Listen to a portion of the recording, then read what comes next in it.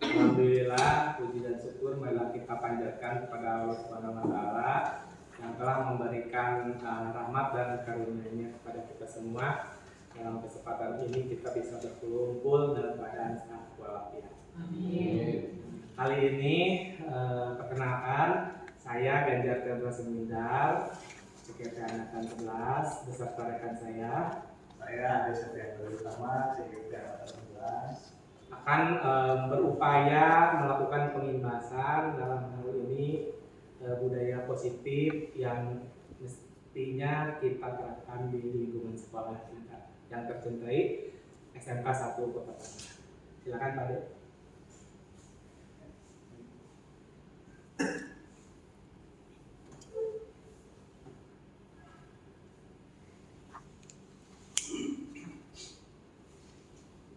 Baik, Bapak Ibu, Assalamualaikum warahmatullahi wabarakatuh. Dan saya duluan mungkin ya, setelah itu Pak Ganjar sedikit sharing mungkin ya, karena di sini banyak yang lebih senior dari saya, ilmunya juga mungkin lebih banyak, jadi sekedar sharing aja. Siapa tahu kita bisa saling berbagi ya tentang materi yang sudah saya dapatkan di CGP. Baik, mungkin langsung saja saya mulai. Yang pertama materinya tentang disiplin positif. Dalam mulai serangkaian desain dan berdasarkan pada teori kontrol dokter dasar dosen berkesimpulan ada 5 posisi kontrol yang diterapkan seorang guru, orang tua ataupun atasan dalam melakukan kontrol dalam melakukan kendali terhadap anak. Apa aja itu? Ada yang tahu Bapak Ibu? 5 posisi kira-kira dulu ke anaknya posisinya apa aja nih? Ada 5 nih kalau di sini. Ada yang ada yang pembuku, ada yang membuat merasa bersalah, ada yang bully, ya, posisi benar enggak ya? Ada yang peninjau, ada yang berposisi pemantau dan sebagainya. Nah, nanti akan dijelaskan lebih lanjut oleh Pak Ganjar ya. Next dulu, jadi kita balik lagi ke materinya dulu tentang disiplin. Nah, saya mencoba membahas dulu tentang miskonsepsi. Jadi sebenarnya ada suatu teori yang dinamakan kontrol teori atau teori terkait dari William Glasser. Nah, beberapa hal yang dibahas oleh beliau adalah tentang beberapa miskonsepsi menurut dia. Jadi menurut dia guru mengontrol murid itu hanya ilusi sebenarnya.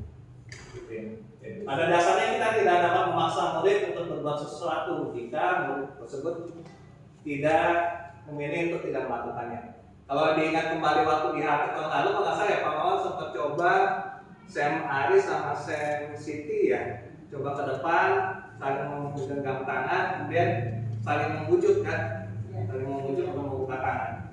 Nah, pada dasarnya yang mau membuka, yang bisa membuka itu kalau orangnya sendiri ya membuka, jadi itu ilusinya. Jadi sebenarnya kita nggak bisa kontrol. Kalau kita bisa kontrol sebenarnya muridnya itu mengizinkan dirinya sendiri untuk mengikuti. Kalau dirinya nggak mengizinkan ya kita nggak bisa sebenarnya mengontrol. Itu miskonsepsi yang pertama menurut William Glasser. Nah, ketika murid itu mengizinkan dirinya dikontrol, sebenarnya salah satunya karena apa? Karena kebutuhan dasar yang dipilih oleh muridnya. Jadi manusia itu prinsipnya dari materi yang saya dapatkan ada 5 kebutuhan dasar manusia. Apa aja itu kira-kira nih? Jadi ada kebutuhan untuk bertahan hidup, kebutuhan untuk kasih sayang, kebutuhan penguasaan, kebutuhan untuk kesenangan, kemudian kebebasan. Nanti juga akan dibahas lebih lanjut oleh Pak Ganjar nanti ini. Itu saya sangat sekilas itu. Intinya 5 kebutuhan dasar itu. Jadi ketika anak mengikuti kita, sebenarnya dia mungkin salah satunya memenuhi 5 kebutuhan itu. Dan di sini teori kontrol menyatakan bahwa semua perilaku memiliki tujuan, bahkan terhadap perilaku yang tidak disukai. Terus ilusi yang kedua, ilusi bahwa pengetahuan positif, efektif dan bermanfaat, membujuk ya. Tapi ternyata sebenarnya bujukan itu efektif hanya untuk jangka pendek kelihatannya. Jadi kemungkinan kalau dia semakin sadar, dia nanti lama-lama menolak bujukan kita. Terus akhirnya juga tergantung oleh guru. Jadi harus dibujuk dulu baru dia mau juga. Kalau nggak dibujuk dia nggak mau. Itu agak kelemahannya.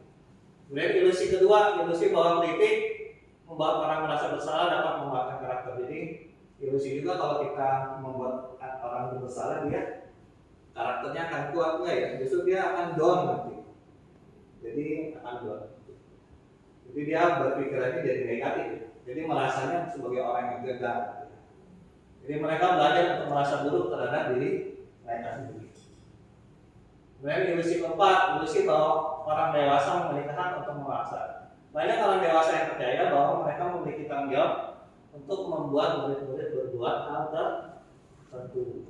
Pada saat itu juga orang dewasa akan menyadari bahwa kalau memaksa itu tidak efektif juga untuk jangka yang panjang. Jadi lebih efektif hanya jangka pendek saja. Jadi nanti bisa juga timbul permusuhan atau mungkin muridnya jadi masukan dengan kita gitu.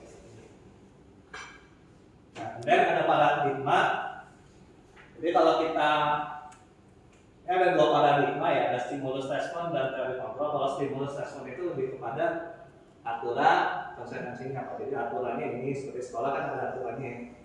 Kalau tidak melakukan konsekuensinya apa. Itu lebih seperti pemikiran stimulus respon. Bagaimana kita merubah, ada pendekatan lain nih dari yang tadi ke pendekatan teori kontrol, menyatakan bahwa caranya gimana? Salah satunya kita perlu merubah kerangka berpikir kita, gimana kita melihat dunia manusia gitu ya, dan realitasnya. Nah, ini berbedanya ya. Kalau stimulus respon tadi aturan dan konsekuensi lebih ke arah menganggap realitas kebutuhan setiap orang itu sama. Jadi kita bikin aturan tanpa ngobrol dengan murid, jadi menganggap bahwa semuanya itu sama menurut kita gitu ya. Dan semua orang seolah-olah melihat hal yang sama, padahal orang berbeda-beda. Kita mencoba membawa orang seperti kita gitu ya, dengan aturan kita. Perilaku buruk tidak sebagai suatu kesalahan, kemudian orang lain bisa mengatur kita juga bisa mengatur orang lain. Kemudian apabila kejutan gagal, kita cenderung memaksa gitu. Model berpikir menang kalah ini, ada yang menang ya. Nah, kalau paradigma yang satu lagi teori kontrol, kita melihat bahwa kebutuhan tiap orang itu berbeda-beda. Ya, tiap orang gambarannya berbeda, pandangan tentang dunia berbeda, kemudian perilaku yang dilakukan pasti ada tujuannya, ada dasarnya. Oke, dan hanya kita yang bisa mengontrol diri kita, orang lain juga hanya bisa mengontrol dirinya sendiri. Gitu. Nah, caranya gimana untuk melakukan ini? Caranya kita harus berkolaborasi bersama gitu ya. Menciptakan pilihan-pilihan baru, jadi model berpikirnya win-win solution, sama-sama menang gitu. Kita lagi dulu. Kemudian kita masuk ke makna disiplin. Disiplin artinya belajar, membuat orang menggali potensi menuju sebuah tujuan. Nah ini juga dibawa di sini. Nah dalam budaya kita cenderung mengambil disiplin itu untuk mendapatkan kepatuhan, gitu ya, yang tadi yang aturan dan konsekuensi. Kecenderungan kalau disiplin itu nggak nyaman, gitu ya, bukan sesuai dengan kita, gitu ya. Lebih motivasi dari luar. Gitu ya. Sedangkan kita coba kalau bisa lebih ke yang mengajarkan juga di CGP, coba lebih ke disiplin yang positif dengan tadi teori kontrol tadi. Jadi menanamkan motivasi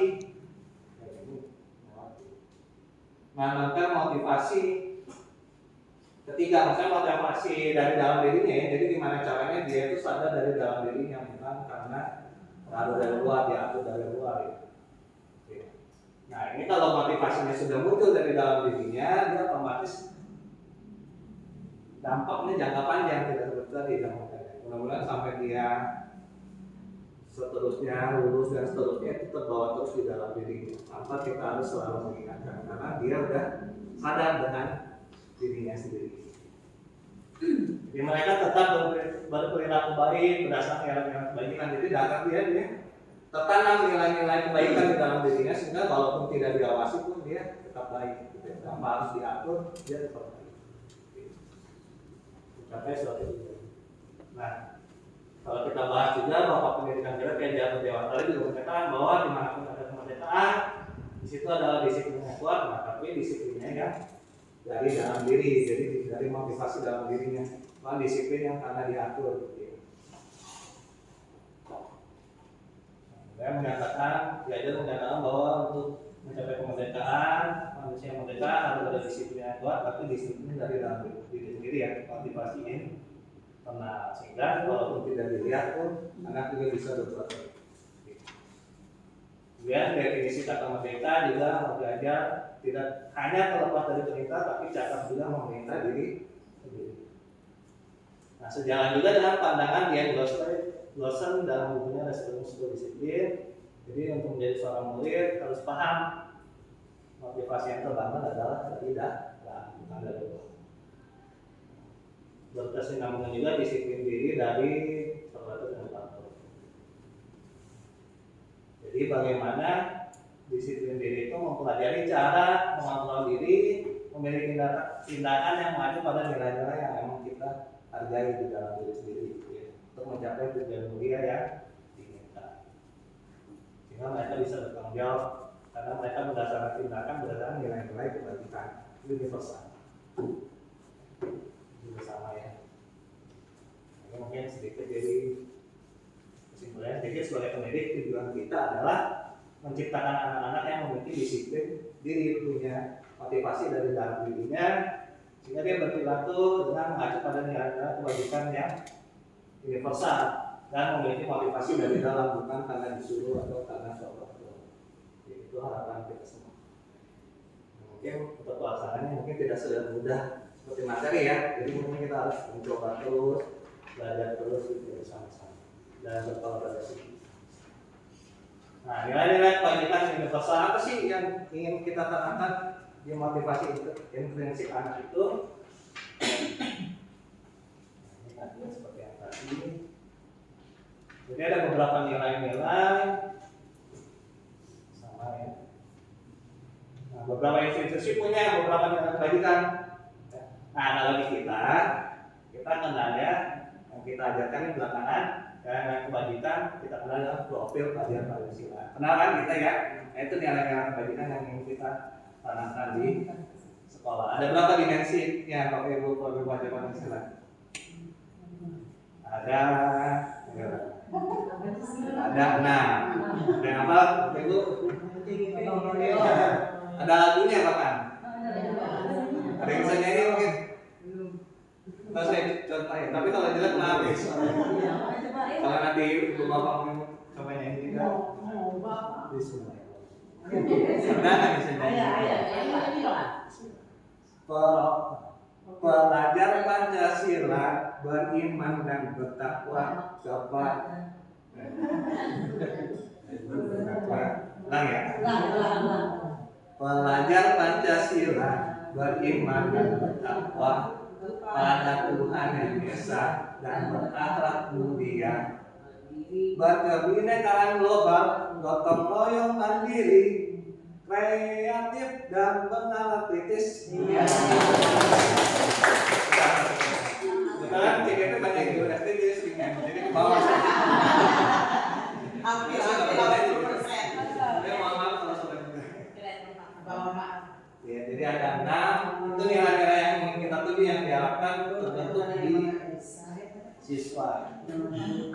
Beriman bertakwa pada Tuhan Yang Maha Esa dan berakhlak mulia, berkebinekaan global, gotong royong, mandiri, kreatif,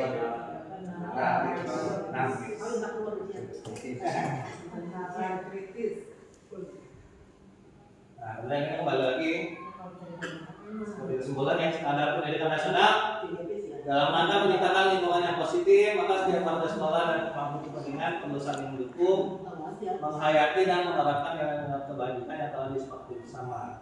Untuk dalam menerapkan tujuan tersebut, pemimpin pembelajaran perlu berjiwa kepemimpinan sehingga dapat mengembangkan sekolah dengan baik agar terwujud suatu budaya sekolah yang positif sesuai dengan standar kompetensi pengelolaan yang telah ditetapkan.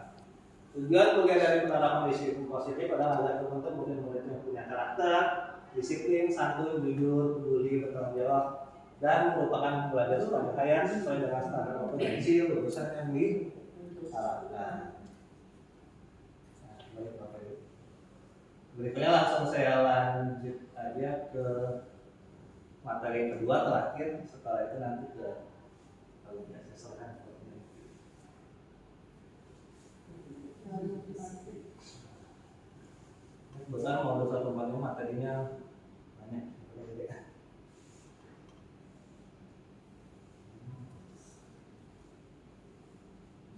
kita bahas teori motivasi. Tadi sudah sempat bahas ya bagaimana kita mencoba kalau bisa siswa itu punya motivasi dari dalam, sehingga dia walaupun tidak diawasi tetap berbuat baik ya. Beda kalau motivasi dari luar, dia mengikuti aturan karena kelihatan. Kalau nggak kelihatan dia mengikuti.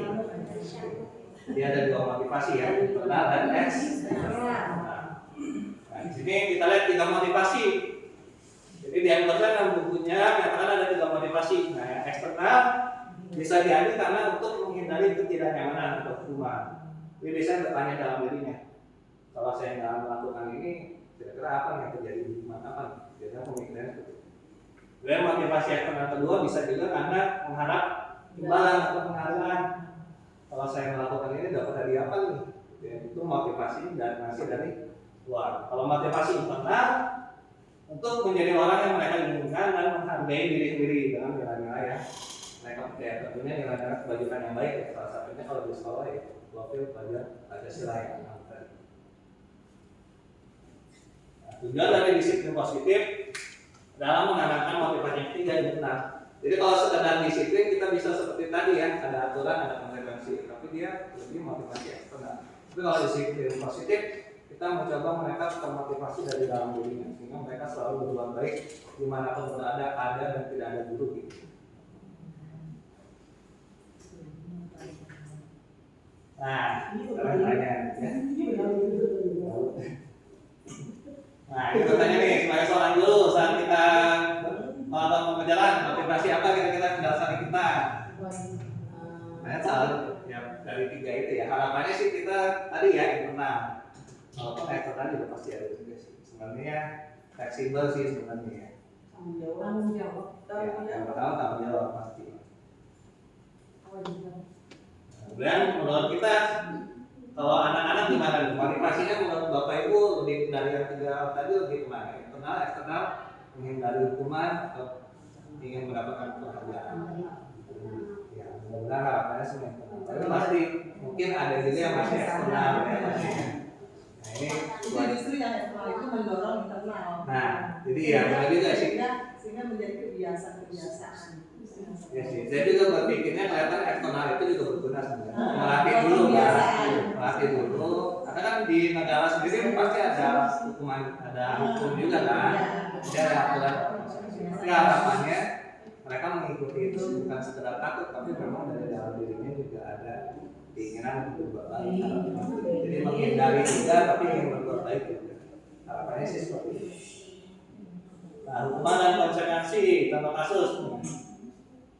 Iva kurang menguasai pelajaran matematika, sehingga pada pelajaran berlangsung lebih banyak berdiam diri dan menggambar di pelajaran. Pada saat guru matematikanya pasien menanyakan pertanyaan, Iva menjadi gugup dan tak sengaja menjatuhkan tas dari kursi. Nah, terus tiba-tiba dia tambah tegang. Terus kelas pun tertawa gitu ya. Melihat perilaku Iva ya tergagap dan tertidur. Kemudian gurunya pasien membiarkan teman-temannya itu menertawakan gitu ya. Malah Ivanya disuruh maju ke depan, suruh nunjuk hidung gitu ya. Karena tidak bisa menjawab. Nah, makin gaduh kan ya. Bapak Ibu kira-kira setuju nggak dengan tindakan pasien itu? Tidak setuju, seperti mempermalukan ya. Jadi mengamalkan dia bukan mengamalkan. Kemudian menurut Bapak Ibu tindakan pasien itu hukuman atau konsekuensi?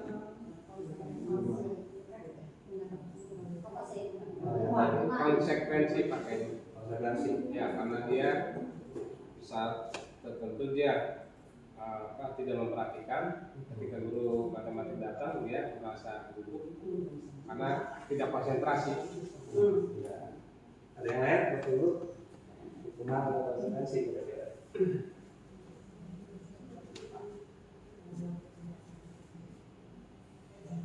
Lebih ke hukuman mungkin ya. Lebih ke hukuman. Mungkin ada yang saya bahas itu tadi ya. Lebih ke hukuman ya. Hukuman. Tapi kita mau sambil membedakan ya hukuman dan konsekuensi. Beda tipis. Jadi kalau ada beda tipis ya Pak. Iya. Jadi sebenarnya emang konsekuensi juga karena melakukan sesuatu. Tapi mungkin arahnya agak sedikit berbeda. Antara dua sebenarnya, tapi kayaknya lebih condong ke hukum. Jadi kalau hukuman tidak terencana tiba-tiba satu arah gitu ya, dari pihak yang memberikan murid menerima suatu hukuman tanpa melalui suatu kesepakatan. Jadi nanti dibahas dulu oleh pengajar ada kesepakatan kelas. Jadi kita kalau membuat aturan di TGP diajarkan kita diskusi dengan murid aturannya mau seperti apa. Jadi setuju bersama sehingga kalau ada yang melakukan konsekuensinya apa udah jelas. Anak udah tahu konsekuensinya apa kalau tidak melakukan. Kalau misalnya dia nggak tahu tiba-tiba dihukum apa, itu lebih kepada hukuman. Cuman bisa fisik, psikis, kemudian anak bisa sakit oleh suatu perbuatan atau tindakan.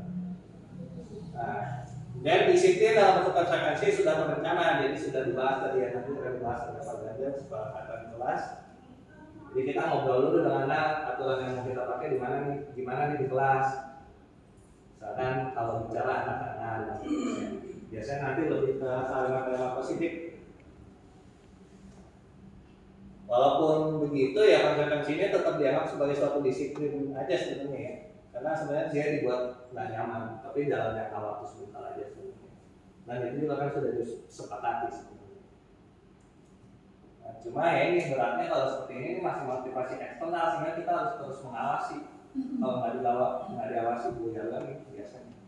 Kecuali dia punya motivasi intrinsik ya, punya nilai-nilai yang dia percaya, nilai-nilai kebaikan. Manusia itu kan memang harus dipaksa, Pak.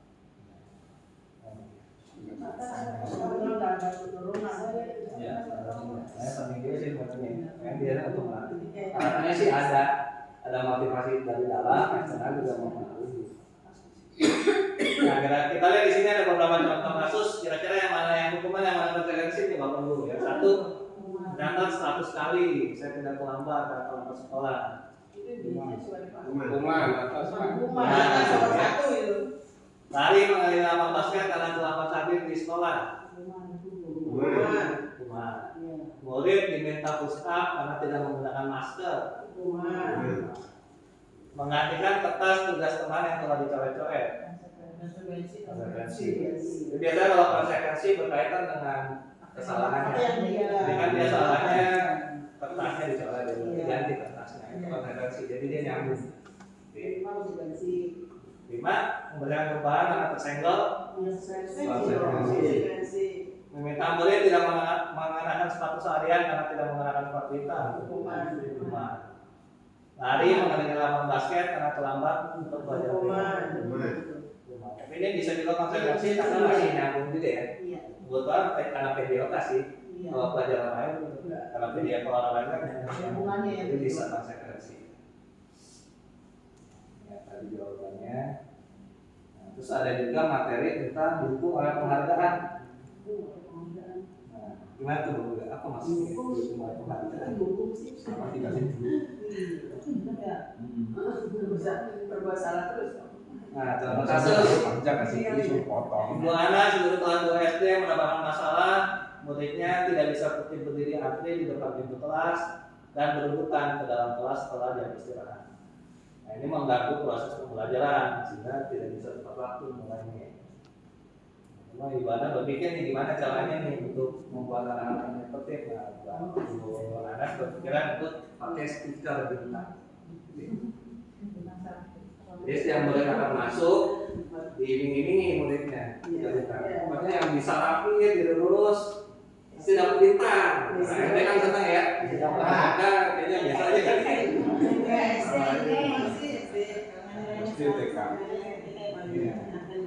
Nah, sebagai murid menyambut tantangan tersebut, berdiri rapi, mendapatkan stiker. Nah, itu jadi berhasil ya, jadi berhasil pasti. Nah, sampai suatu saat dua anaknya sakit, diganti oleh Pak Heru. Pak Heru nggak tahu tuh stiker bintang. Akhirnya apa? Setelah dia telat, kembali lagi Bu yang karena ada stikernya gitu ya. Kenapa itu bisa terjadi? Karena itu yang melakukannya itu iya, jadi motivasinya eksternal. Nah, sehingga begitu nggak sesuai dengan sejarah atau bisa juga alternatifnya Pak Heru ini dikasih tahu. Tapi sebenarnya kurang bagus juga karena motivasinya eksternal. Jadi kerana Ada cara lain nggak kira-kira Bapak Ibu supaya bisa antri tapi nggak pakai stiker? itu tapi tetap saja ada penghargaan di situ kayak tadi kan seperti ganti seperti nilainya dapat plus poin sama aja kan tapi kan itu masih eksternal Makanya ini teori dari makanya jadi mungkin ini lebih terbiasa aja tumbuh ini mungkin disisipkan dulu bahwa ini sebenarnya nilai kebudayaan itu bagus loh. Jadi perannya naik gitu ya. Yang kita bonus bintang nilai plus lah. tapi memang sekarang tantangannya murid itu lebih kepada eksternal Pak sekarang. Kalau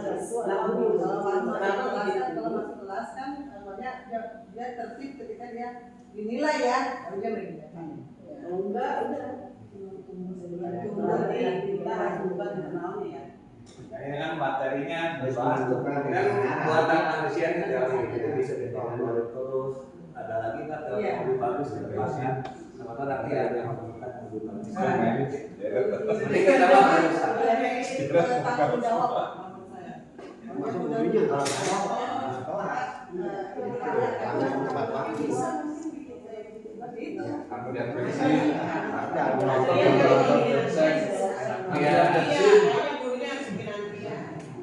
Saya sempat ini kan soal DRS ya. Saya sempat coba tingkatannya ada anak yang ditugaskan jadi pemimpin, jadi mereka coba belajar dari pemimpin, memimpin gantian di tiket itu siapa yang jadi pemimpin hari ini siapa. Jadi mereka memimpin sendiri di depan berarti baru masuk. Jadi itu membuat mereka juga belajar untuk menjadi pemimpin. Salah satunya bisa. Banyak cara sebenarnya. Sekarang menjadi Roma. Itu kan memang Hari pertama iya, dikondisi namanya orang-orangnya. Nah, ini ada pernyataan bukan dari saya ya, dari Alfredo. Jadi menghargai hukuman cara mengontrol perilaku yang menghasilkan potensi untuk pembelajaran. Karena tindakan belajar itu adalah penghargaan yang sesungguhnya. Jadi kalau penghargaan lebih efektif jangka pendek, ya. Kalau motivasi internal lebih jangka panjang. Jadi dinyatakan juga penghargaan tidak efektif. Jadi kita harus terus memberikan penghargaan supaya orang itu melakukan hal itu. Jadinya ada efeknya di situ ya. Merusak hubungan, nanti takutnya ada yang iri, selalu dapat tadi ya. Ya. Padahal kayak Dewan Tolong menyatakan tiap manusia itu punya kodrat masing-masing. Jadi ada yang kuatnya matematika, ada yang kuatnya seni. Jadi kalau yang kebetulan kuatnya matematika itu pelajaran matematika ya dia dapat terus. Jadi padahal bukan dia itu bukan lebih jagonya di hal lain. Jadi kodratnya mau beda. yang lain dia kurang gitu kan. Penghargaan mengurangi ketepatan ini kalau ini dicoba ya, riset itu dicoba anak menebak gambar, ternyata begitu mereka yang menebak benar dikasih uang, akhirnya yang dibayar itu lama-kelamaan malah yang paling lebih banyak melakukan kesalahan. Itu dalam riset beliau ya, itu ternyata. Jadi yang dibayar yang dapat penghargaan malah lebih banyak melakukan kesalahan. Nah, riset kedua juga sama nih, anak berhasil menjawab, dikasih komen, nah lama-kelamaan dilihat ternyata yang dapat permen itu malah jawabannya makin banyak salah dibandingkan yang nggak dapat. Itu udah riset ya. Berarti nggak bagus. Iya, udah riset beliau ya tadi. Tambah dari itu. Penghargaan menurunkan kualitas. Jadi kalau dikasih kita ada ini mahasiswa dikasih bayar, malah kinerjanya malah turun, jadi bayar untuk membuat artikel malah turun. Kenapa ya? Nah ini mungkin perlu dikaji lagi. Memajukan kreativitas juga turun. Menghukum. Ini contohnya sebenarnya main kita juga udah nggak terlalu ranking kan sekarang ya. Kita ada kan ini. Kesannya kalau ada ranking go ya, jadi malah merasa terhukum mungkin, merasa kurang. Padahal kan ranking itu relatif ya, kebetulan aja di kelas itu dia ketemunya pintar-pintar. Mungkin kalau dia di kelas lain dia dapat ranking 1 gitu kan.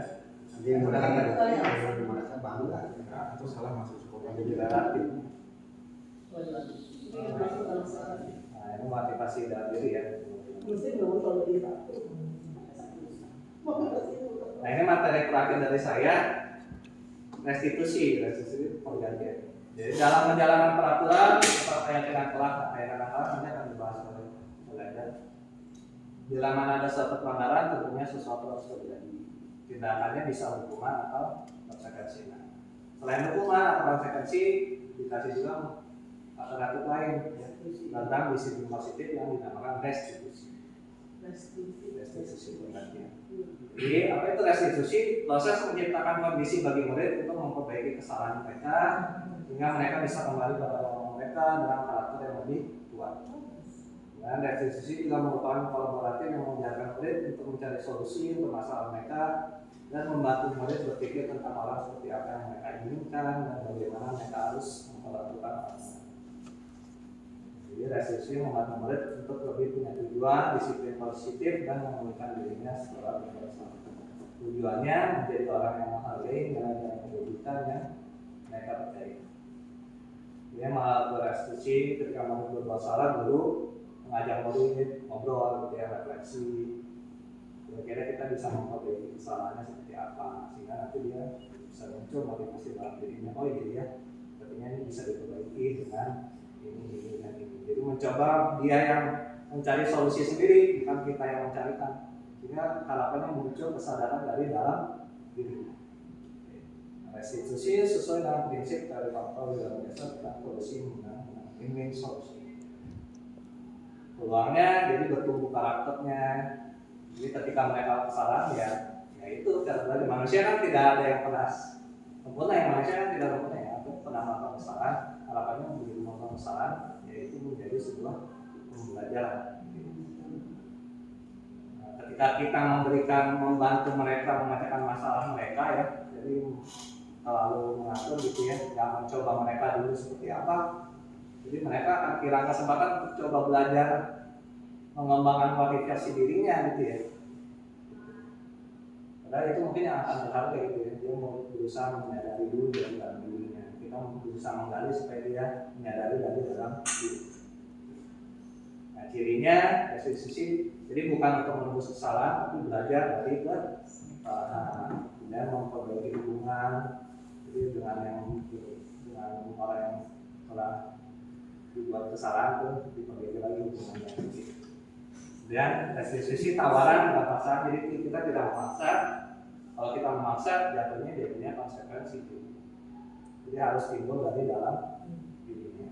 Dan restitusi menuntun untuk murid melihat di dalam dirinya. Apa sih yang salah? Harusnya lebih baiknya seperti apa sih? Sendiri ya. Terus restitusi mencari kebutuhan dasar yang berdasar di tindakan. Tadi kan ada 5 kebutuhan dasar ya. Jadi kalau anak bertindak pasti ada alasannya. Kita harus mencari tahu dulu ada alasannya. Saya aja masih teringat dulu waktu SMP, SMA ya. Saya masih teringat pernah dimarahin juga sampai sekarang gitu. Iya. Sampai sekarang. Jadi saya lupa bikin PR. Saya udah lupa. Sampai itu kan ditulis jawabannya Pak. Saya tulis aja buat belajar maksudnya. Saya diomelin lagi, kenapa kamu tulis? Ya, maksud saya kan saya mau buat belajar gitu ya. Akhirnya saya jawabnya sedikit aja gitu. Gimana? Terlihat terus gitu. Harusnya ditanya dulu, kenapa kamu beli ini? Saya buat belajar.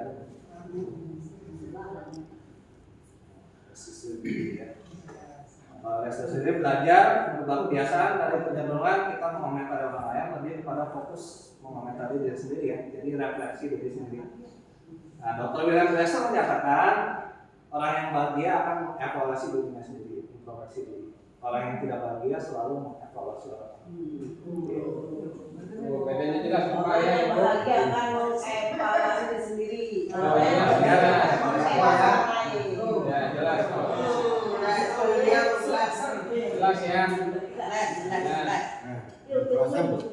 Jangan jelas doang tapi dipraktekin. Ya Itu, jelas ya. Jelas bukan?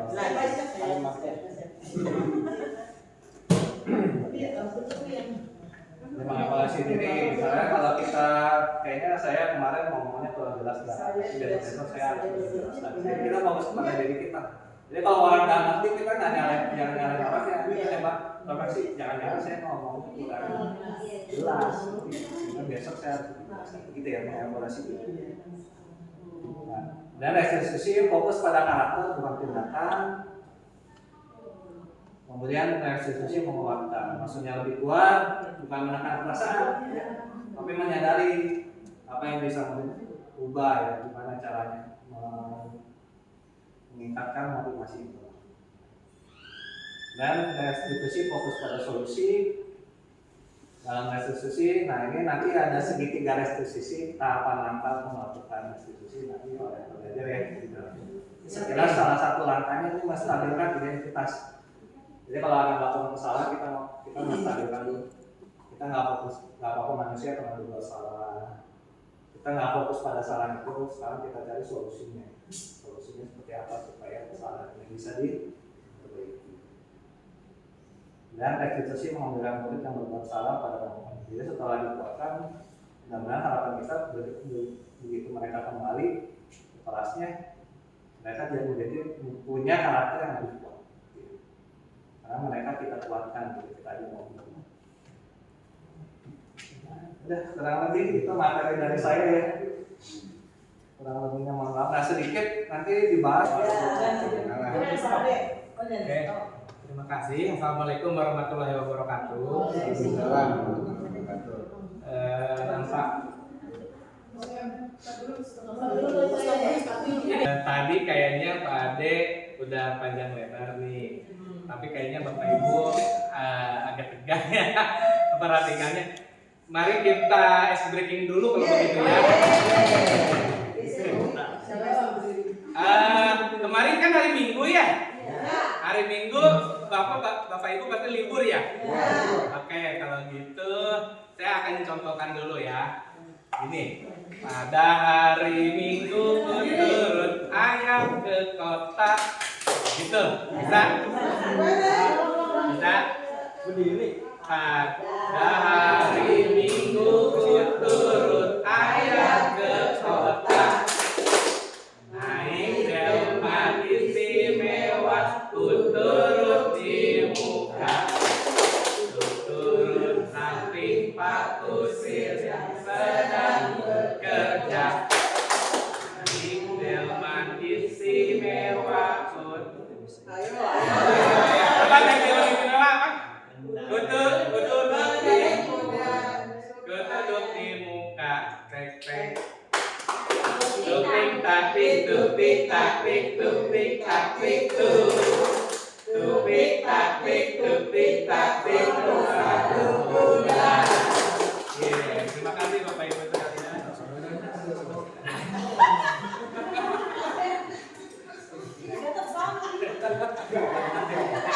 Tutup ya. Coba dilihat dulu.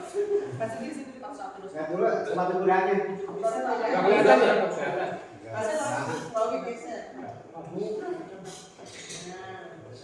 Oke, kalau gitu kita ulangi lagi kalau gitu. Ya, kita ulangi lagi ya. Supaya lancar, kita ulangi lagi. Oke, Bapak Ibu kita ulangi lagi. Geser. Oke, Pak Suki, siap. 1, 2, 3. Hari Minggu ayam ke naik delman istimewa, ku duduk di muka, ku duduk samping Pak Kusir yang sedang bekerja, mengendarai kuda supaya baik jalannya. Tutik taktik, tutik taktik, tutik taktik, tutik taktik, tutik kuda. Terima kasih Bapak Ibu sekalian, supaya kita tidak terlalu stres, karena memang budaya positif ini sangat perlu kita imbaskan kepada semuanya. Walaupun saya sendiri sebagai calon guru penggerak, saya meyakini bahwa saya ini istilahnya bukan malaikat gitu ya, banyak salah gitu ya. Kadang kita terhadap murid juga kadang-kadang yang diutamakan itu adalah emosi. Padahal ternyata setelah saya belajar terkait dengan pembelajaran di guru penggerak ini, saya menemukan berbagai hal baru terkait dengan cara memperbaiki masalah-masalah yang ada. Salah satunya tadi terkait dengan motivasi kerja kita apa sebenarnya? Motivasi kerja kita adalah apa? Yang pastinya adalah memberikan kebahagiaan. Yang kedua yaitu mendapatkan penghasilan. Itu sudah sunatullah ya. Oleh karena itu, tadi berbagai permasalahan yang diungkapkan oleh Pak Ade, salah satunya yaitu adalah sebelumnya itu ada motivasi, baik motivasi internal maupun motivasi eksternal. Nah, motivasi internal yang eksternal, misalkan kalau anak tadi kalau ada ranking ya, saya mah pengen ranking 1. Kalau misalkan enggak, misalkan pelajarannya misalkan pelajaran bahasa Inggris atau bahasa Indonesia yang dia nggak suka, udah saya mau menjadi pengacau gitu kan, banyak kan kayak gitu ya. Nah, jadi supaya kelas terjadi sinkronisasi, supaya tidak banyak gangguan-gangguan, nah diperlukanlah keyakinan kelas gitu ya kan. Memang keyakinan kelas ini salah satunya supaya menjadikan kita lancar dalam melaksanakan pembelajaran. Kenapa keyakinan kelas?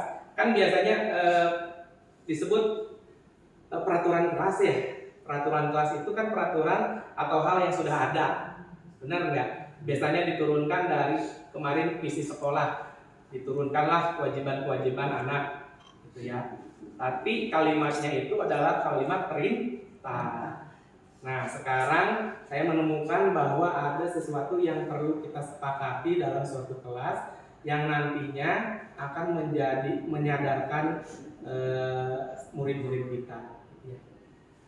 Nah, salah satunya adalah keyakinan kelas. Jadi nanti kesepakatan ini berupaya supaya anak itu sadar kalau memang kita sudah meyakini kesepakatan itu, ya akhirnya kan dia berarti saya sudah sepakat nih ada suatu hal yang harus kita laksanakan bareng-bareng.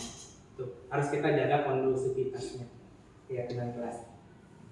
Nah, proses pembentukan suatu kayak kelas adalah mempersiapkan warga sekolah atau murid-murid di sekolah untuk mencurahkan pendapat tentang peraturan yang perlu disepakati di sekolah. Terus nanti kita catat nih apa yang akan menjadi masukan para murid-murid di sekolah. Nah, kita akan menuliskan di papan tulis, ya kan? Keyakinan kelas itu apa? Susun keyakinan kelas sesuai dengan prosedur pembentukan keyakinan sekolah. Gantilah kalimat-kalimat dalam bentuk negatif menjadi kalimat positif. Seperti dilarang terlambat, kalimat positifnya apa? Datang tepat waktu. Betul, jempol. Terus tinjau kembali daftar pendapat yang sudah dicatat nanti apakah sesuai dengan peraturan yang sudah ada di sekolah. Nanti kita ganti kalau memang sudah ada kalimat-kalimat positif tadi. Tinjau ulang keyakinan sekolah kelas secara bersama-sama. Nah, ini harus kita lakukan secara bersama-sama di kelas.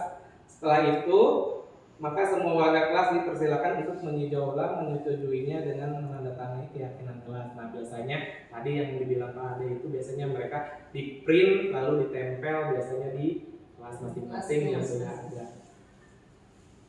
Nah, biasanya ditempel dan untuk bisa yang mudah dilihat oleh semua kelas. Nah, contoh keyakinan kelas. Keyakinan kelas 1 SD. Setiap anggota kelas perlu belajar. Setiap kelas perlu senang. Setiap anggota kelas perlu melakukan tugas, saling menghargai dan merasa aman. Contohnya ya. Terus keyakinan kelas 5 SD. Selaku bersikap positif, senantiasa menjadi diri terbaik, percaya dan menghormati orang lain, senantiasa saling membantu. Kemudian kelas, contohnya kelas 7. Hormat. Kami meyakini bahwa sangat penting untuk menghormati semua orang dan barang milik orang lain. Contohnya. Terus dalam bekerjaan, kami meyakini bahwa sangat penting untuk mengerjakan segala pekerjaan atau mengikuti kegiatan yang telah ditugaskan, diterima dan dimiliki. Kami yakini bahwa sangat penting untuk merasa diterima pada suatu kelompok dan saling peduli. Seperti itu. Oleh karena itu, mari kita melakukan keyakinan kelas yang biasa nanti akan ibu bapak praktekkan di kelas masing-masing. Coba, keyakinan kelas satu apa ya? Satu biasanya apa? Kehadiran ya. Oke, siapa yang mau mencatatkan nomor 1? Kehadiran, silakan di sini. Kehadiran tepat waktu. Ya, tulis.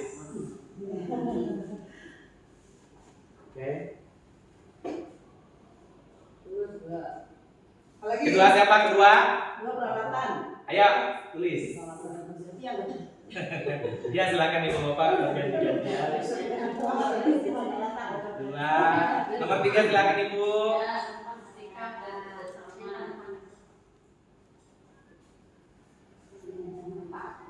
Jangan mau tiga apa dia sudah orang udah disebutin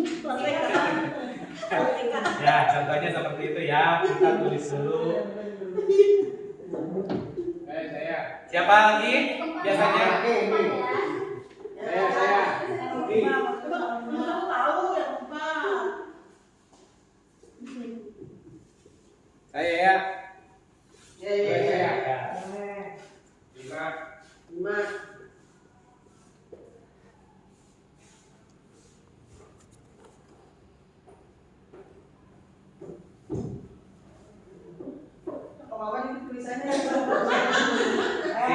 Oke, terima kasih. Selanjutnya siapa? Aku nggak bisa keluar. Pak Herman, silakan. 6.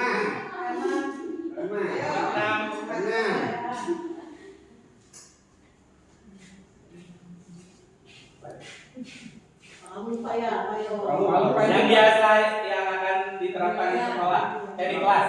Orang Palu Pak itu, siswa Palu. Selalu. Oke, siapa lagi? Kita bikin minimal 8 aja ya. Menghargai. Penilaian. Silakan Pak Dwi. Ayo. Penilaian dan evaluasi. Bacain. Duduk badannya.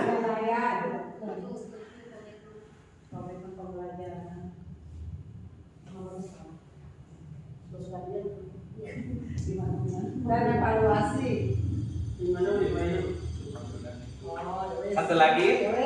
Komitmen. Makasih. Satu lagi siapa? Ayo terakhir.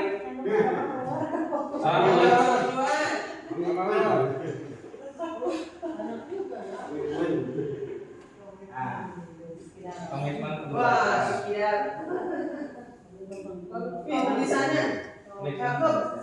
Oke. Nah, seperti ini contohnya ya. Jadi kehadiran. Oleh karena itu kita melakukan bahasanya dalam bahasa positif. Bagaimana? Kami sepakat untuk menghargai pentingnya kehadiran tepat waktu. Seperti itu ya Ibu. Kalau sikap bahasa kalimat positifnya apa? Kami percaya bahwa sikap positif dan kerjasama adalah kunci untuk menciptakan lingkungan belajar. Nah, betul. Selanjutnya kalau kalimat positif di etika dalam berbicara, Kami berkomitmen untuk menggunakan bahasa yang sopan. yes, bagus. Untuk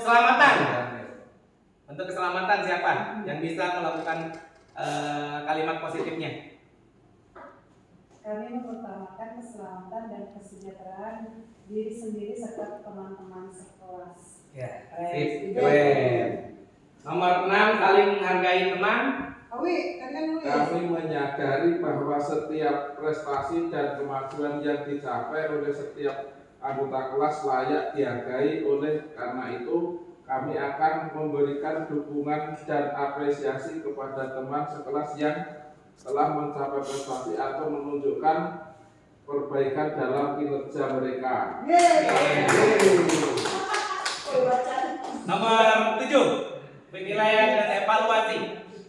Siapa tadi? Proses pembelajaran di mana ada umpan baliknya dari siswa ke guru, yaitu mendapatkan hasil nilai. Bukan begitu, Pak? Betul. Terakhir, komitmen dalam pembelajaran. Sama aku tadi. Belum. Oh, komitmen. Kami menjalani setiap proses pembelajaran dengan sungguh-sungguh dan penuh dedikasi. Kami akan berpartisipasi aktif dalam setiap kegiatan pembelajaran dan berusaha untuk memanfaatkan setiap kesempatan belajar yang diberikan kepada kami. Ya, betul. Seperti itu ya. Nanti Bapak Ibu sekalian di kelas biasanya ini dilakukan di awal pembelajaran atau biasanya juga jika terjadi kasus-kasus gitu ya. Sebaiknya kita melakukan kesepakatan dulu di awal. Tapi kalau memang baru menerima materi ini, sama seperti halnya saya kemarin setelah berjalan proses pembelajaran, ternyata ada yang namanya keyakinan kelas, sehingga saya berupaya untuk melakukan kesepakatan kelas tadi. Ini tujuannya untuk memperlancar kita nanti di mana jika terjadi suatu kendala, kita sudah ada keyakinan kelas. Artinya nanti jika ada siswa dalam hal ini bermasalah, harus mengintrospeksi diri. Nah, kenapa kita atau dirinya sudah melakukan tindakan misalkan terlambat, kan kita sudah tahu suatu keyakinan kelas bahwa kita harus selalu hadir ya. Oke. Baik, selanjutnya kebutuhan manusia. Nanti akan ada 4. Ini adalah 2 materi. Kebutuhan dasar manusia. Nah, tadi yang sudah disampaikan bahwa manusia ini sebenarnya memiliki kebutuhan. Kenapa sih kita harus panjang ya? Tadi harus ada restitusi, harus ada keyakinan kelas. Karena sebenarnya pada dasarnya itu suatu orang atau manusia itu melakukan suatu kesalahan atau melakukan tindakan atau melakukan reward itu kan atas dasar kebutuhan manusia. Apa tadi? Salah satunya apa? Ingin apa? Ingin dihargai ya. Ingin dihargai. Yang pertama itu bertahan hidup. Oke. Nanti kita akan cek benar enggak ada berapa. Nah, apa sih tadi kebutuhan dasar manusia ini? Salah satunya seluruh tindakan manusia memiliki tujuan tertentu. Semua yang kita lakukan adalah usaha terbaik kita untuk mendapatkan apa yang kita inginkan. Nah, coba tadi ada nggak bertahan hidup? Nah, kita sebagai manusia dasarnya itu tentunya yang pertama adalah bertahan hidup. Yang kedua adalah penguasaan. Ada keinginan ya, ada keinginan. Saya pengen punya belajar supaya nanti dapat hadiah, atau kita bekerja untuk bisa membeli rumah, gitu kan. Terus apa?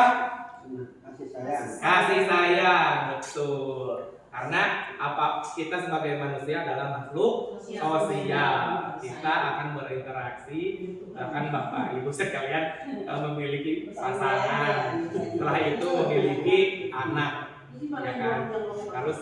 Harus mencari kalau belum punya pasangan, karena kita ditugaskan seperti itu ya. Kodrat manusia di mencari, dan kalau tidak ada kita kan bisa rasa sayang ini bisa sesama makhluk itu semuanya, bukan hanya pasangan laki-laki dan perempuan, tapi kasih sayang kepada manusia, tadi hewan, lingkungan dan sebagainya. Apalagi selanjutnya adalah kebebasan. Ya, tidak terintimidasi.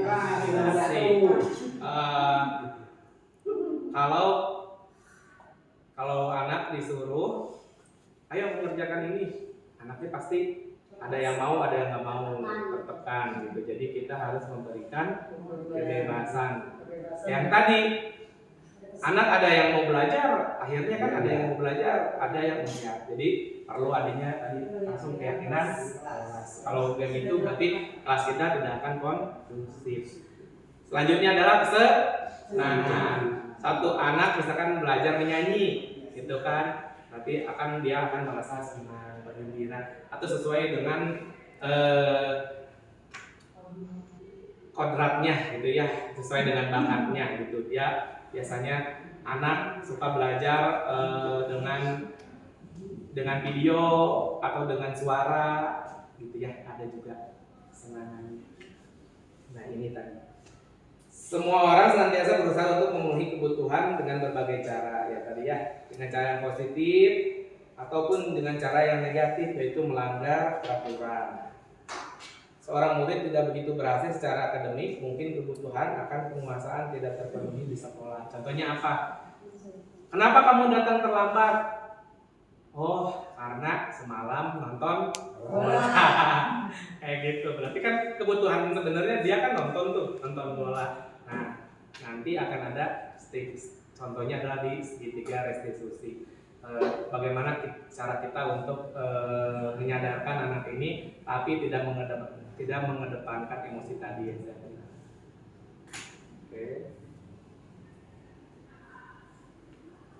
Oke, ketiga ya adalah restitusinya. Tadi ada restitusi 5 posisi kontrol. Nah, ini adalah tugas kita sebagai guru. Nah, tadi dijelaskan ada restitusi. Apa sih restitusi itu? Restitusi ini adalah upaya untuk menyadarkan murid untuk kembali pada prinsip murid sebagai pembelajar. Seperti itu ya. Nah, menurut teorinya itu ada 5 posisi kontrol kita sebagai seorang guru. Coba ibu bapak sekalian ini bertindak sebagai apa? Ya, tadi sudah dijelaskan secara tersirat. Masih ingat nggak tadi Pak Ade bilang apa? Atau belum ya? Belum. Oh. Oke, saya akan lebih mengupas lagi hal tersebut. Nah, itu sebenarnya ada teorinya ya. Teorinya ini Dian Gosen dalam bukunya Restitusi mengumumkan bahwa guru perlu meninjau kembali penetapan disiplin di suatu ruang kelas. Apakah telah efektif? Apakah berpusat, memerdekakan dan memandirikan murid? 5 posisi kontrol yang diterapkan seorang guru, orang tua ataupun atasan dalam melakukan kontrol adalah 1. Sebagai penghukum. Kita bertindak sebagai penghukum. 2, tadi pembuat rasa bersalah, atau guru sebagai teman, atau juga sebagai pemantau atau sebagai manajer. Nah, kita akan ada posisi mana nih? Ya, sebagai penghukum, sebagai teman, sebagai pembuat rasa bersalah, atau pemantau atau manajer. Kita lihat ya. Kita ada di posisi mana gitu ya? Ya, coba ya. Nah, penghukum. Seorang penghukum bisa menggunakan hukuman fisik maupun verbal. Ayo, siapa? Ada nggak? Enggak, saya sudah meninggalkan.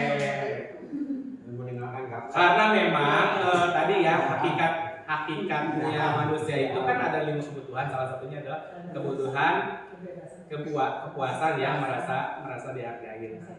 Biasanya juga sama saya juga sebagai guru sebelum ini kebanyakan sih kenapa kamu datang terlambat?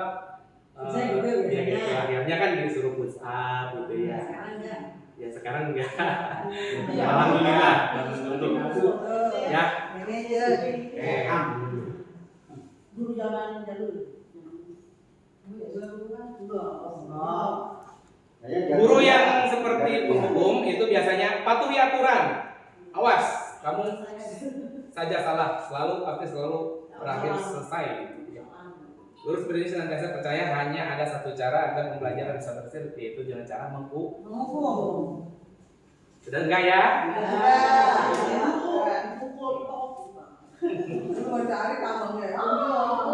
Itu dulu. Nah biasanya menghukum itu nadanya suaranya tinggi, bahasa tubuhnya melotot, menghabis. Ya. Kenapa bisa datang terlambat? Coba diikuti contohin. Menghukum. Apakah masih ada sisa-sisanya? Ada yang begitu tetap. Dia kan antagonis ya. Ya. Antagonis. Kenapa kamu datang terlambat? Rumahnya di mana? Melanggar tanah kan? Nah, coba Pak Arman.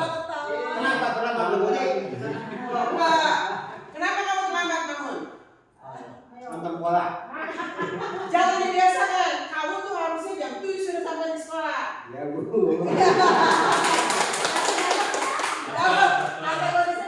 Tapi hal seperti itu harus segera kita tinggal.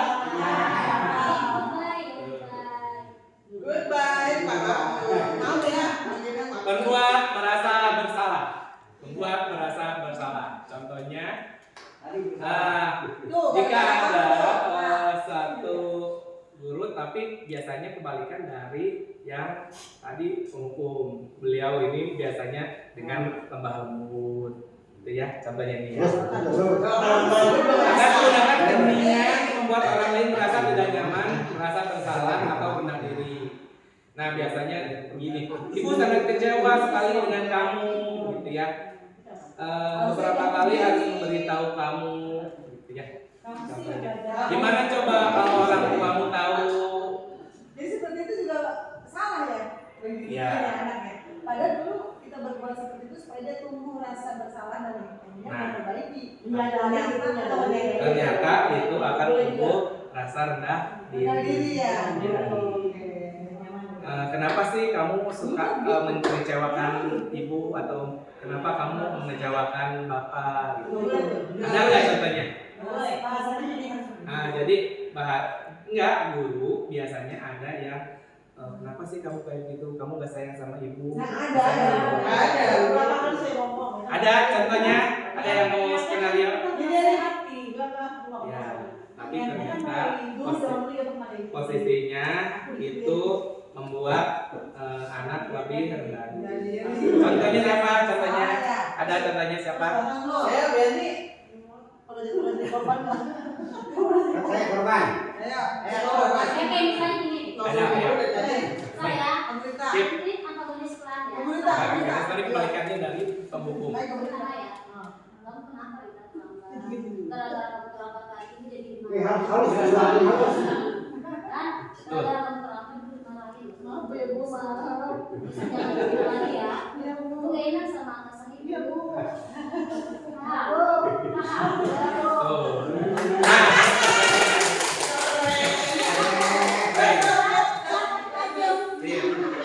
Nah, biasanya melibatkan orang lain, biasanya atasan atau mama kamu marah, atau misalkan kamu membuat malu ibu, gitu, atau membuat malu bapak. Rasa bersalah lah. Ada. Nggak boleh ya? Itu juga masih sama. Boleh, oke. Kasih tahu nanti lah. Silang. Tadi nada suaranya lebih membelas, lebih halus, tapi efeknya siap membuat anak rendah diri. Teman coba. Guru memposisikan sebagai teman. Jadi kalau salah malah membiarkan. Udah masing-masing. Kebanyakan gitu. Gak boleh ngikut. Guru pada posisi ini tidak akan menyakiti murid, namun akan tetap berupaya mengontrol murid secara persuasi. bisa positif tapi bisa negatif juga gitu ya. Kayak kalau positifnya anak merasa dekat, tapi negatifnya guru sebagai ini malah melunjak. Bahkan harga diri seorang guru itu ya. Ada contohnya nggak? Ada yang memberikan contoh, Pak Dwi?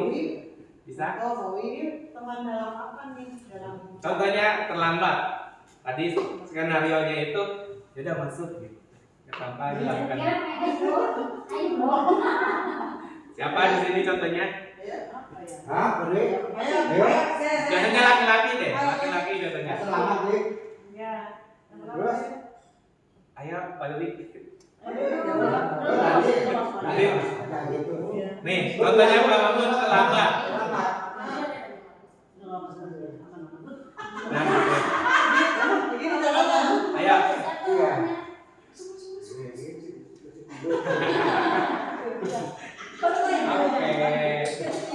Ketiga tadi itu sudah pernah kita lakuin. Ya, memang itu tiga. Boleh ya? Ini ada 5 kan, baru 3 tadi. 3 yang sudah dilakuin. Coba saya ada 2 lagi. Apa lagi coba? Kalau teman tadi nada suara ramah, bercanda ya, rasa tubuh dan lain-lainnya itu membuat anak lebih dekat. Tapi negatifnya itu adalah Ketergantungan. nah, misalkan suka dengan guru itu aja gitu. Iya, ketergantungan juga. Memantau. Coba. Memantau berarti mengawasi. Ada kan? Contoh, Bu, murid itu ada di kantin gitu kan. Karena kita nggak tahu. Kita mengeksekusi. Ya, tapi dia mengikuti menyuruh gurunya bersangkutan untuk melakukan ada nggak itu yang seperti itu? Belum tahu. Mungkin pernah nggak? Contoh, saya ini guru yang sedang mau ke masjid, tapi ternyata anak ada yang di kantin. Padahal sebenarnya bukan anak saya, tapi anaknya Bu Miss Ase gitu. Akhirnya saya melewat, oh itu anak Bu Else, saya akan melapor ke Bu Else bahwa Bu tadi siang anak ibu sedang main bola. Tapi bisa difoto atau dicatat lewat mural dan sebagainya. Nah, tapi nanti sebenarnya yang akan melakukan tindakan itu adalah Boleh gitu. ya, tidak boleh sih sebenarnya. Atau memakai, mengawasi, melihat perilaku orang lain gitu suka.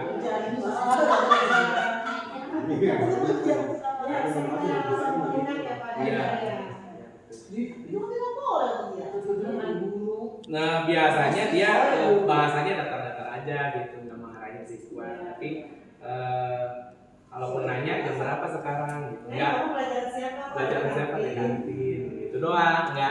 Itu barusan saya lakuin tadi pas bersih mereka di kantin. Cuma nanya doang kan? Enggak, jamnya lagi bersih. Kalau ada di sini nggak boleh. Nah itu apa? Nggak boleh ya? Nggak boleh. Mahal gitu. Nah, Terus harus gimana? harus gimana? Salah satu ini adalah Ayo Nek, masuk ke kelas. Sekarang kan lagi beres. manajer, posisinya sebagai manajer. Tadi dia balik malah. Posisi terakhir adalah manajer, adalah posisi di mana guru berbuat sesuai dengan sesuatu bersama dengan murid, mempersilahkan murid, memberi tanggung jawab perilaku, mendukung murid agar dapat menemukan solusi dan permasalahannya sendiri. Jadi manajer.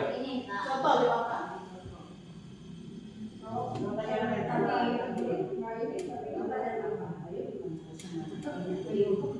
Ada yang bisa? Biasanya manajer ini nanti akan terkait dengan restitusi tadi. Jadi ada siswa salah, kenapa kamu terlambat? Nah ditanya nanti, itu akan ditanya. Oh, tadi kamu terlambat. Memang suatu kesalahan ini biasanya orang lain juga melakukan kesalahan, bukan hanya kamu. Saya sendiri pernah melakukan kesalahan, teman-teman yang lain juga melakukan kesalahan. coba apa sebenarnya kesalahan kamu? Oh Pak, tadi saya telat karena di rumah itu tidurnya telat. Kenapa telat? Karena saya nonton bola. Berarti apa yang kamu langgar? Kesepakatan apa yang kamu langgar? Saya telah melanggar kesepakatan kelas, yaitu kehadiran. Kamu udah tahu kan kita ada kesepakatan kelas, salah satunya adalah kehadiran. Ya Pak, saya nantinya akan hadir tepat waktu. Baik, nanti di kemudian hari saya tidak akan tidur lagi terlambat. Nanti saya akan menyadari bahwa terlambat ini tidak baik untuk kedisiplinan saya. Seperti itu Bapak Ibu. Jadi menunjukkan ya, menganalisis dulu kenapa dan kenapa. Kalau keyakinan kelasnya ada konsekuensinya nggak kalau kita jadi? Keyakinan kelas ini nanti akan berdampak bahwa yang lain tindakannya adalah positif, jadi melakukan keyakinan. Jadi sebenarnya kita kan sudah dilarang untuk eksekusi ya, tindakan-tindakan kekerasan dan sebagainya. Biarkan anak itu tumbuh untuk melakukan tumbuh dari diri sendiri gitu. Tidak bisa dipaksa karena tadi kaitannya dengan anak ini tidak akan kita bisa paksa menjadi pemain bola atau menjadi artis dan sebagainya, itu karena dia harus tumbuh di diri sendiri. Maka kalau dokter yang sejak awal masuk ke pelajaran baru ya, kita masuk ke kelas, semua kelas yang kita lihat itu kita sepakatan kelas juga. Ya. Masalah kehadiran, penilaian dan sebagainya. Terus nanti konsekuensinya begini-begini. Dan mereka, gimana setuju nggak? Setuju. Itu nggak masalah ya. Ya. Dan itu harus kita sepakati konsisten. Jangan gurunya sendiri yang terlambat atau gurunya sendiri yang tidak masuk kelas. Berlaku untuk murid dan untuk gurunya. Oke. Hukuman itu bisa dihadirkan di situ dari keyakinan kelas itu ya. Ini ada konsekuensinya tadi. Konsekuensinya ini biasanya itu harus introspeksi. Jadi introspeksi. Nggak boleh.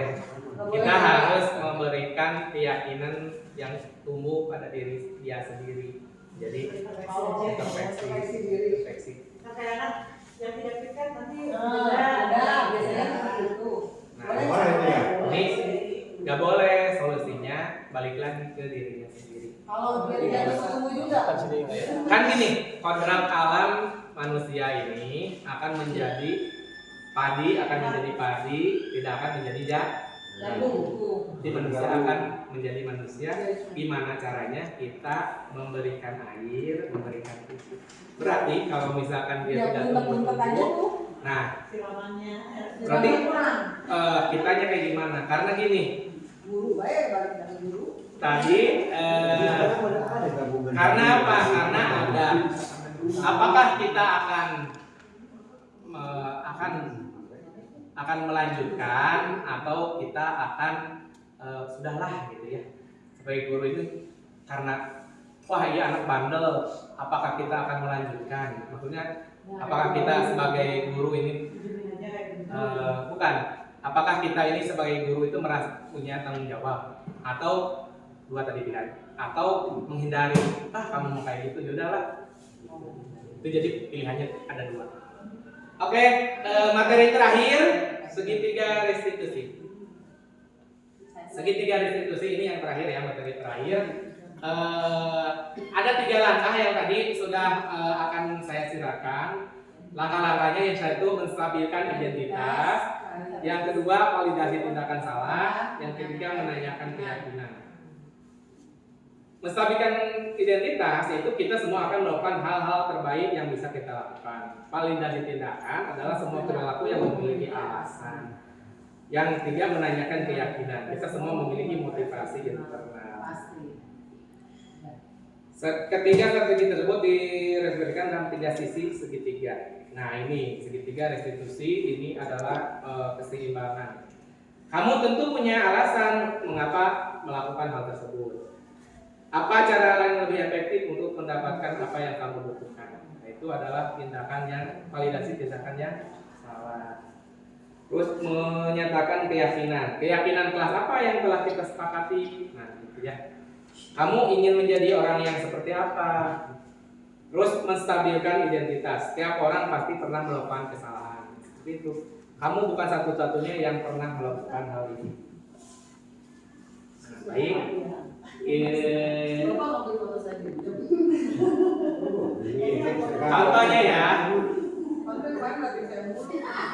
Saya bingung, ngapain dia ngeliatin aku. Ternyata dia begini.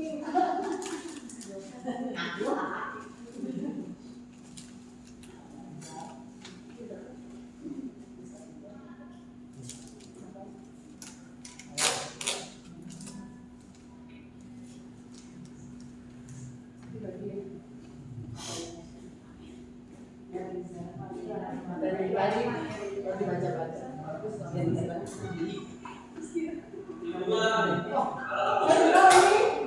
Sebentar ya. Contohnya seperti ini. Ini belum saya gabungkan. Digabungkan.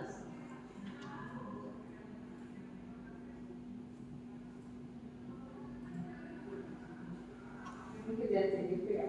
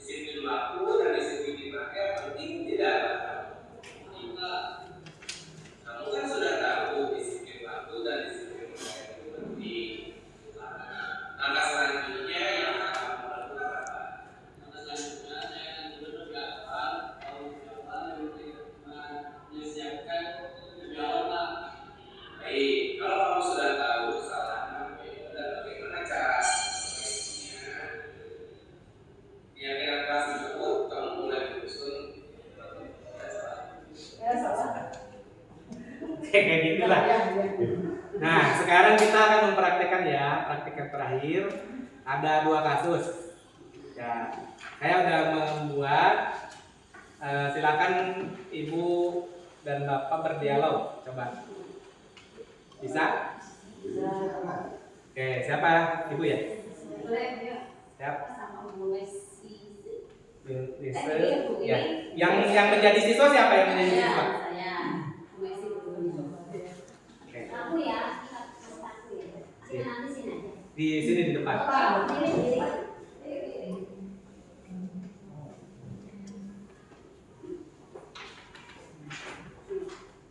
Dibaca apanya Pak? Ibu jadi apa? Jadi siswa. Tunggu dulu. Assalamualaikum Bu. Waalaikumsalam. Apakah kamu tahu mengapa saya panggil kamu di sini?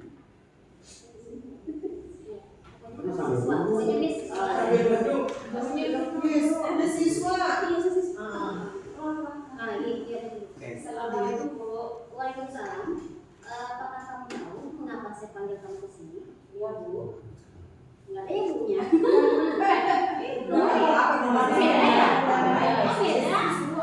Ini 2, ini 1.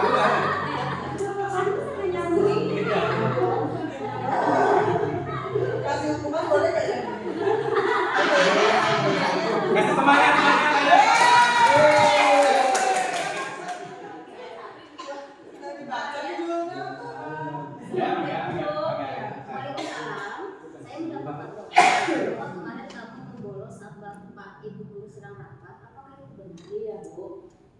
Lalu kalian pergi kemana dan apa yang kamu lakukan? Saya pergi kafe, Bu. Sudah mengaji biasa.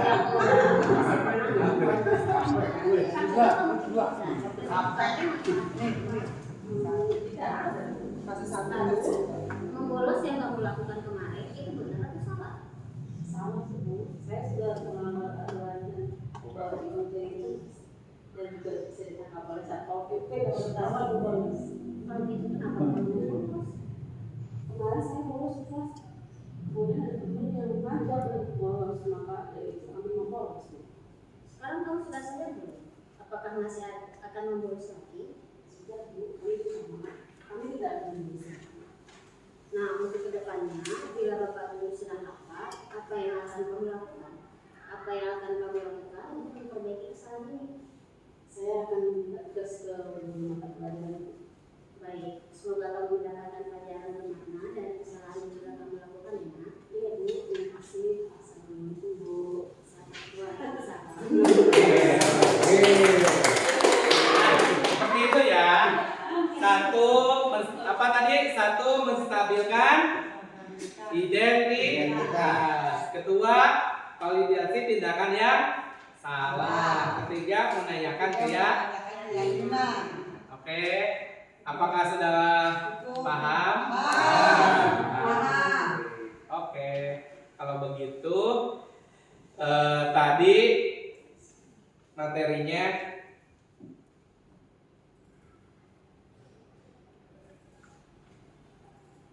tentang disiplin positif, 2 teori motivasi, 3 keyakinan kelas, 4 kebutuhan dasar manusia, 5 restitusi 5 posisi kontrol, 6 segitiga restitusi. Baik, alhamdulillah, terima kasih banyak pada ibu bapak hebat sekalian yang luar biasa. Terima kasih atas waktu yang diberikan. Mengganggu waktu ibu bapak sekalian, mohon maaf sekali. Mudah-mudahan pengimbaran ini bisa diimplementasikan di kebiasaan pembelajaran sehari-hari. Terima kasih. Wassalamualaikum warahmatullahi wabarakatuh.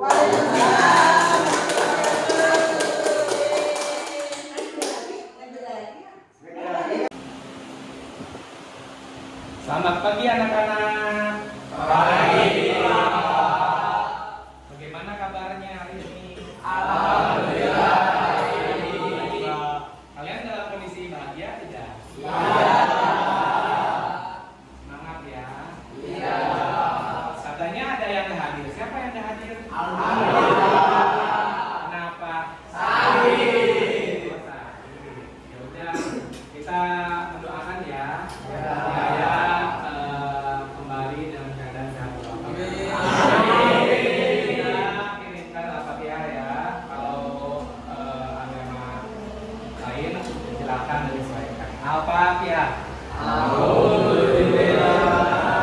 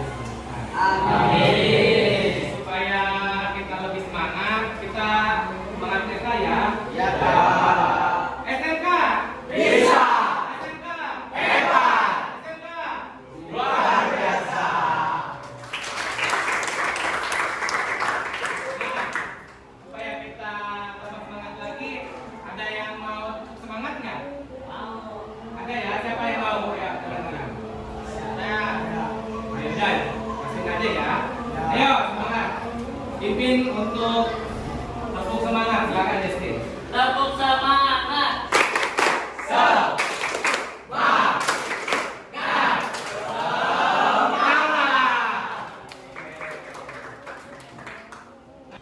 kan kalian udah semangat. Nah, Bapak ingin memfasilitasi kalian untuk membuat keyakinan kelas.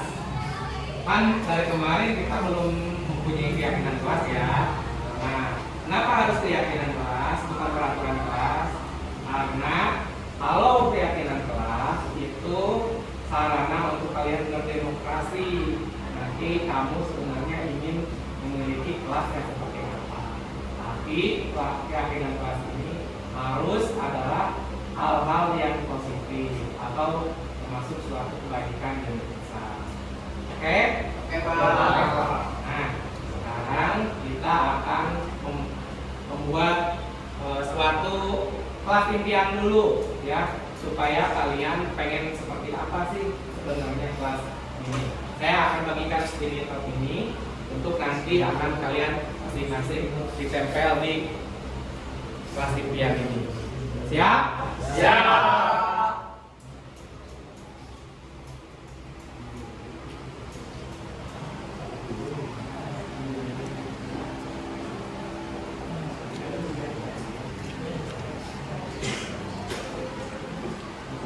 Siapkan pulpennya ya.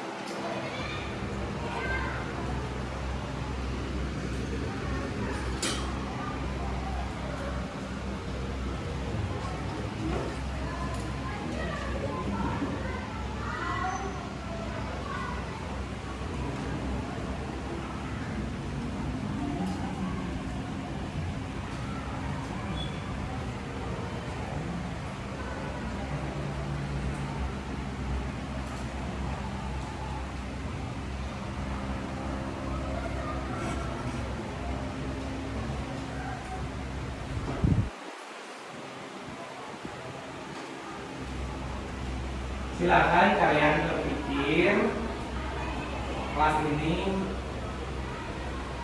pengen seperti apa. Tapi tentunya kelas yang penuh dengan nilai-nilai positif ya. Saya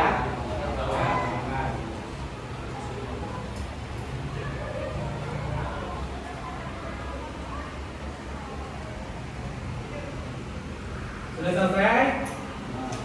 Ayo silakan yang sudah selesai boleh menempelkannya. Ayo silakan latihan sudah selesai.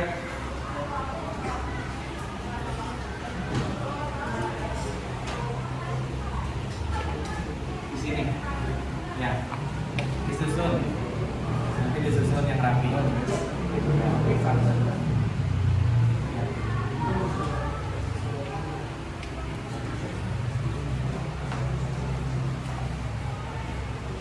Ayo, yang lainnya ada selesai. Silakan ditempel.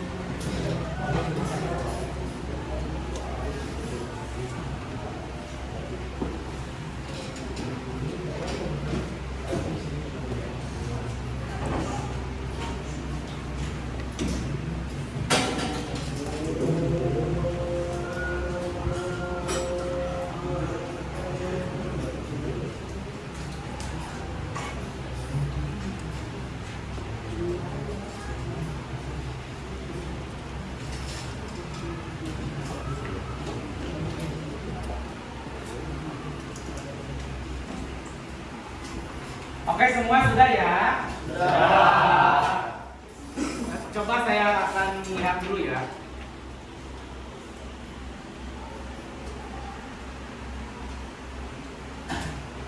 Nah, oke. Sekarang ternyata setelah saya lihat kelas impian kalian ini ada kemungkinan satu orang dengan yang lainnya akan sama. Ya, kalau begitu saya akan menugaskan siapa ya yang mau untuk melihat apakah kelas impian kalian ini ada kesamaan. Kalau memiliki kesamaan, nanti kita akan pindahkan menjadi keyakinan kelas. Ya, poin yang sama itu akan menjadi keyakinan kelas. Siapa yang mau tadi? Ayo Pak. Maki, siapa lagi? Oke, sama Ahmad ya. Silakan ke depan ya. Oke, coba perhatikan kalimat atau isi keyakinan yang sama. Coba ayo. Ada yang sama? Kalau sama, yang sama silakan pindahkan ke sini. Ayo coba yang sama mana? Ya, silakan pindahin. Ya, kamu pindahin.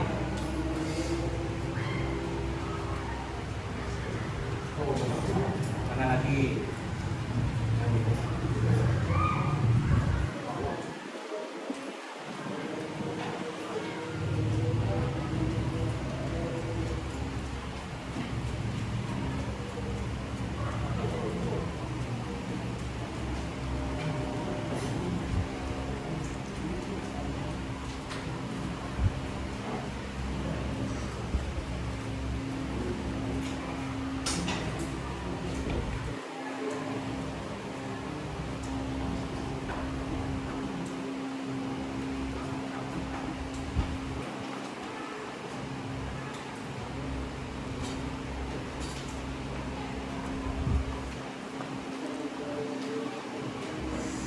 Sudah? Belum pas sebentar lagi.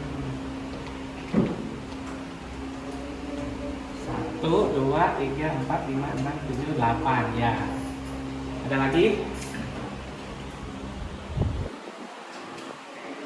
Sip? Ya, ada lagi 1. Oke. Silakan duduk. Nah, sekarang Bapak menginginkan satu orang menuliskan satu keyakinan kelas yang akan menjadi keyakinan kelas kita. Silakan coba dari keyakinan kelas ini kita pindahkan ke keyakinan kelas kita atau kelas keyakinan kelas kami. Siapa yang bisa? Oke, Baras, silakan kamu lihat dulu, terus tulis poinnya apa. Udah ada? Akan tulis ya.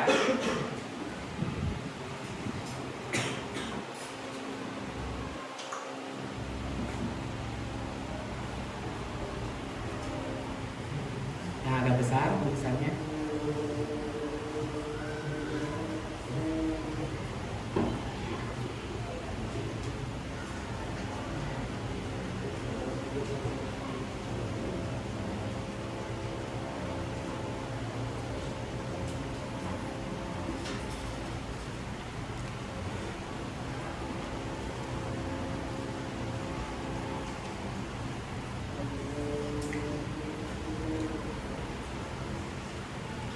Oke. Selanjutnya siapa? Selanjutnya siapa? Yuk, silakan.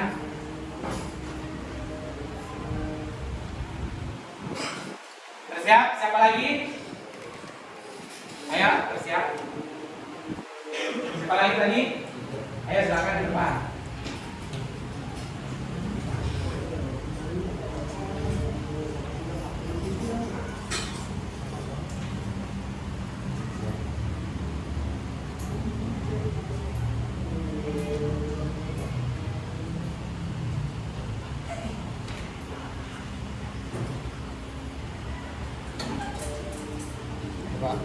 Oke, siapa lagi?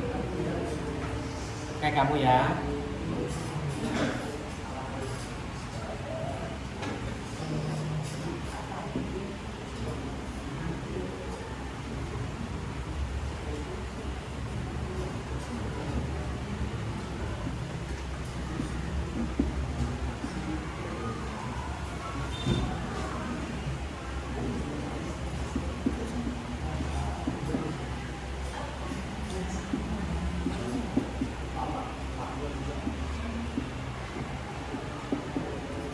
Kayaknya kehadiran sudah ya. Oh, siapa? Kayaknya kehadiran sudah nih nomor 1 sama. Coba lihat lagi, jangan yang sama. Coba lihat lagi. Ada? Ayo coba lihat lagi apa? Tadi apa? Sikap dan kerjasama. Nah, coba yang beda.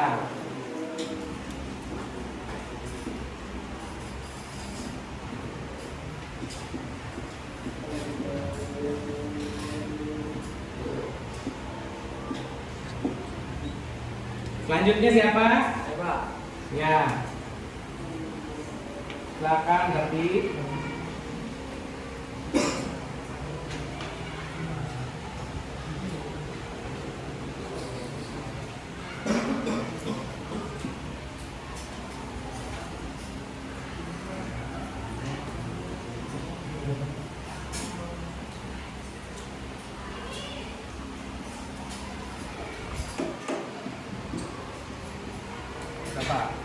Oke, ada lagi siapa? Ayo silakan Bimo.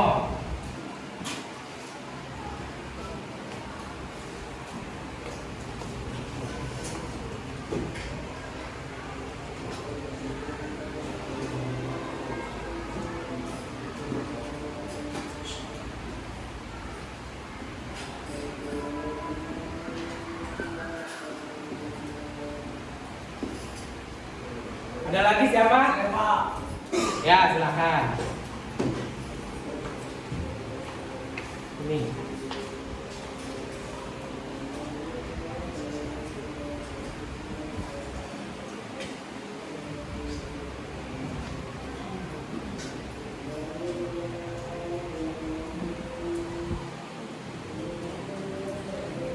Ada lagi siapa? Ayo, silakan Al-Bahri.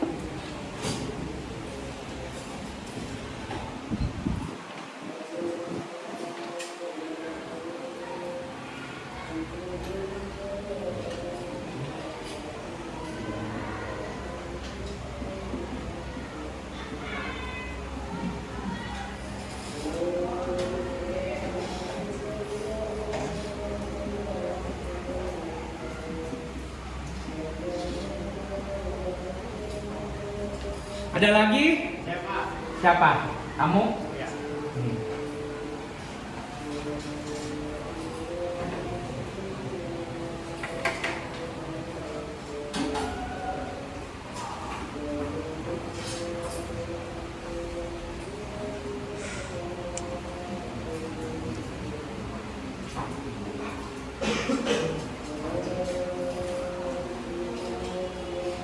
Baik. Kalau begitu, dari kalimat ini kita harus membuat kalimat positifnya. Kalau kehadiran dan keterlambatan berarti kalian harus sepakat untuk menghargai pentingnya kehadiran. Kalau kedua, peralatan dan persiapan, berarti kalimat positifnya bagaimana? Kami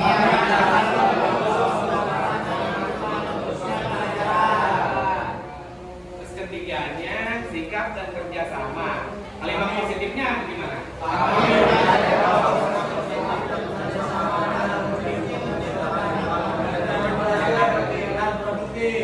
Keempat, etika dalam berbicara. Berarti kalimat positifnya seperti apa?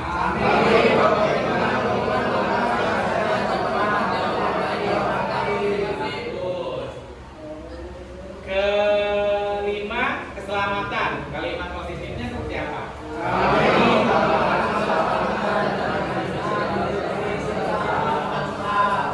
Oke. Terus nomor 6, penghargaan. Kalau kita buat kalimatnya oke.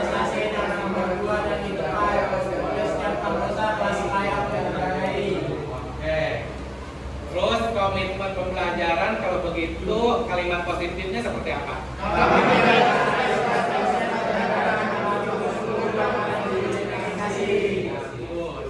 Yang terakhir berarti nomor 8, penilaian dan evaluasi. Berarti kita bikin kalimat positifnya seperti apa?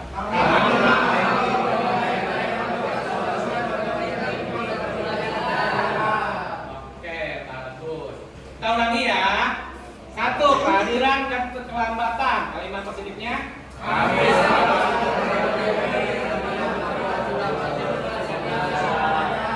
Dua, peralatan dan persiapan.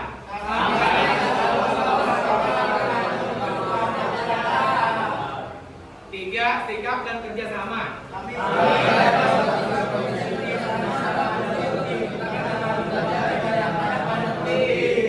Empat, etika dan dalam berbicara.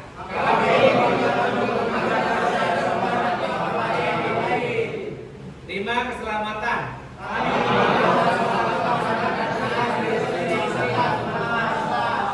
Enam, penghargaan.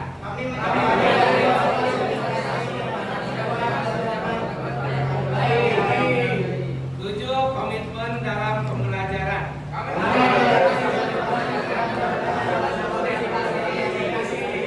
Delapan, penilaian dan evaluasi. Oke,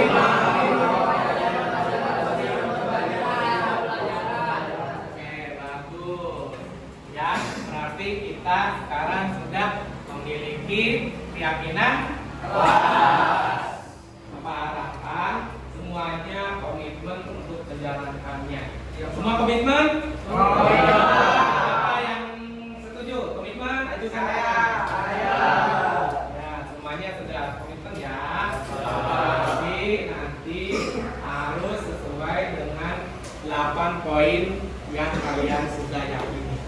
Ya, seandainya nanti ada yang tidak melaksanakannya, artinya harus mengevaluasi diri sendiri.